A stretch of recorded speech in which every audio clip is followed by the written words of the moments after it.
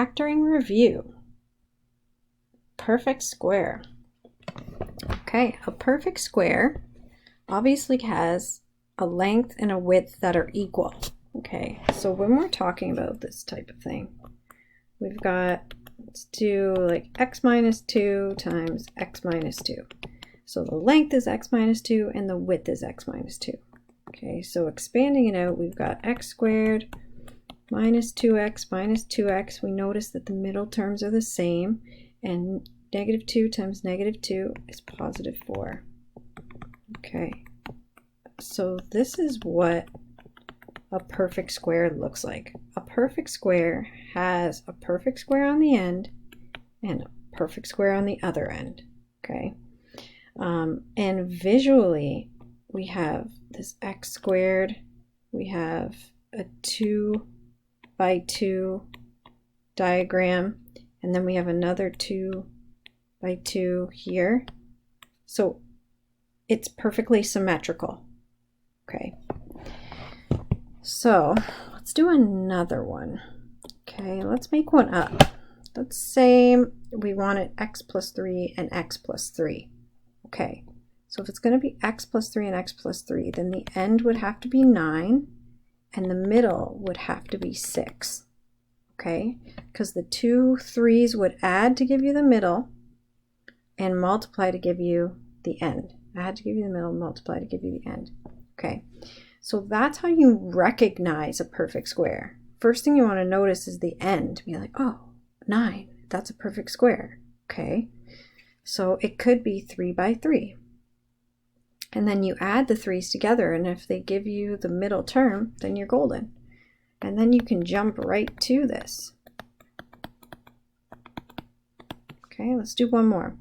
Let's do negative 4 by negative 4. Okay, so the end would be 16, and the middle should be negative 8x. Okay, so I notice, okay, 16 breaks up into 4 and 4, or negative 4 and negative 4. When I add 4 and 4, I get positive 8. Nope, can't be that. Negative 4 and negative 4, oh yeah, negative 8. Okay, so I can confidently write that down. Okay, so this one's all about recognizing it. All right. What about difference of squares? Okay, so this one would look like this, plus 3 and minus 3. Okay, so this one, the term, because they're opposites, the middle term is always going to cancel out. So x by x, I'm going to have, do this properly, negative 3x plus 3x minus 9. This is going to happen every single time with a difference of squares. What does that leave us with?